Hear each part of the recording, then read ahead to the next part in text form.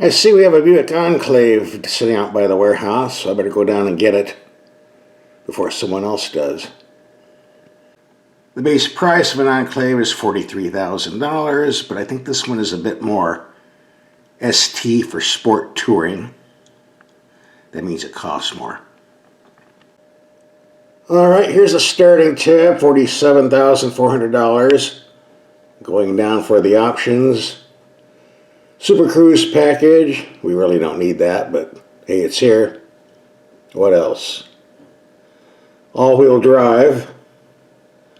Oh, they're charging for paint on this one too. Everybody's charging for paint nowadays.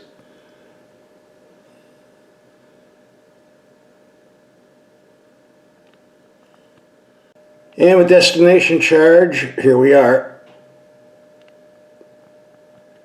Here's some of the standard equipment in case you're curious.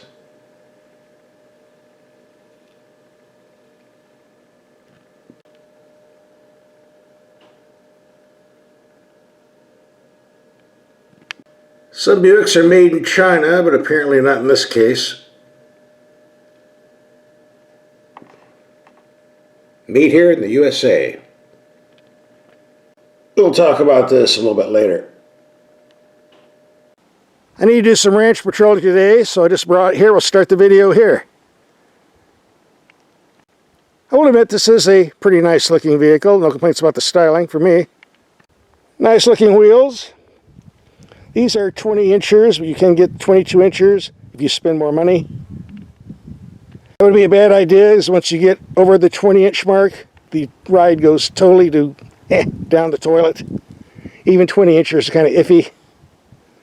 We'll find out how these work when we do our drive test. And what the first thing we do, we get a vehicle, is check and see what brand of tires they use, because a lot of companies are using junkers. Continental's a good brand. No complaints from me here. And what the reason we do is get a vehicle, is check and see if there's a spare tire. There is, an 18-inch donut. But this is a fancy model. If you get the base, cheaper version, there may not be a spare tire. It never hurts to look. I can't show it to you right now. I have a bunch of gear in the back. Don't want to take it all out just to show a spare tire. It's there.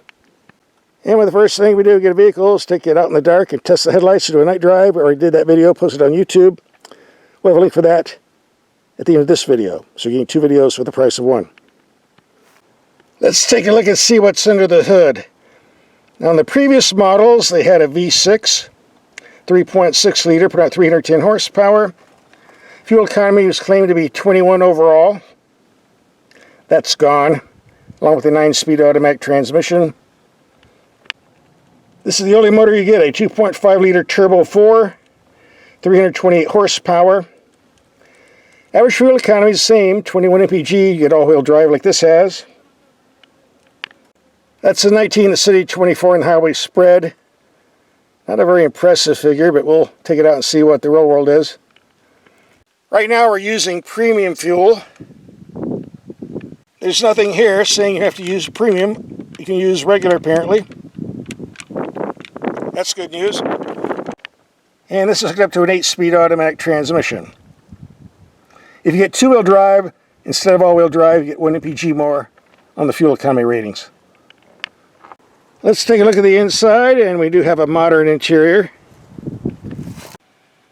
Lots of room in the glove box. Got your phone charger here. A volume knob for the radio. A very wide info screen. I think it's around 30 inches if I remember the specs. Problem is, almost everything is on the screen. Too much for me. I'm glad they put the climate controls here, but if you want to turn on the headlights, got some news for you. Normally they'd be located here. Nope. Or on the steering column stalk. Nope. To operate the headlights, you have to do it here on the screen. Off, auto. And the problem is it doesn't want to stay on very long.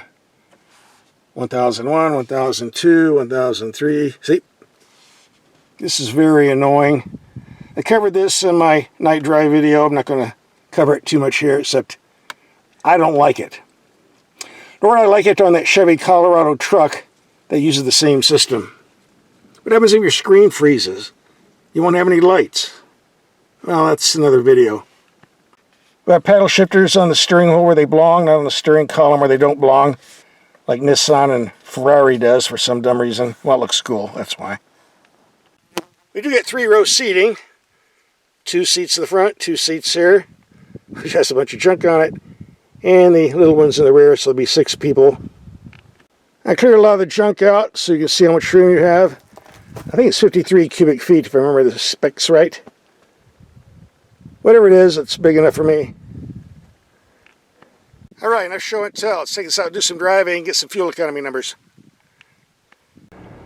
Being an SUV, this can be taken off-road. It has decent ground clearance and all-wheel drive, which lets you get through sand. Of course, it's not hardcore light-duty use only, but it can be done. But I think most of the use will be on the street. Alright, the power steering, something that hardly any reviewers have mentioned, so I will.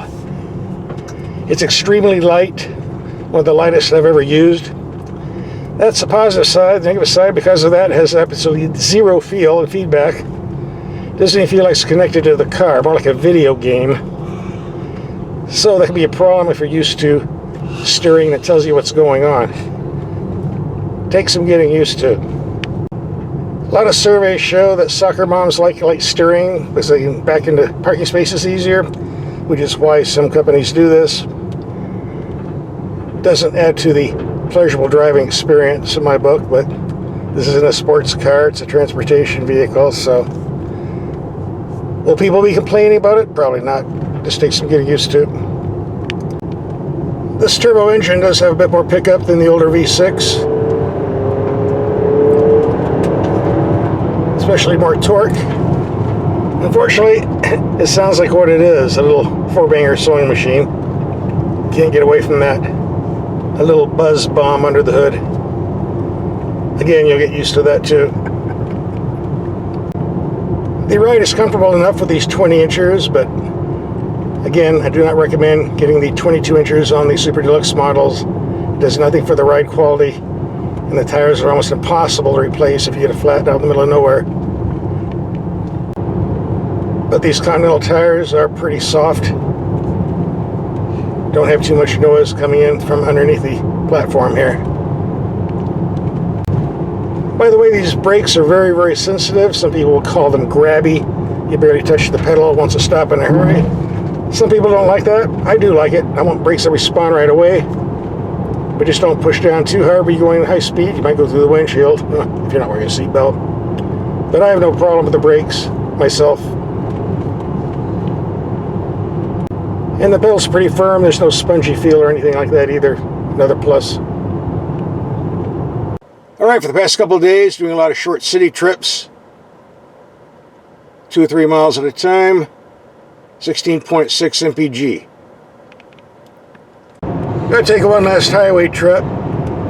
Keeping the cruise on, not passing anybody.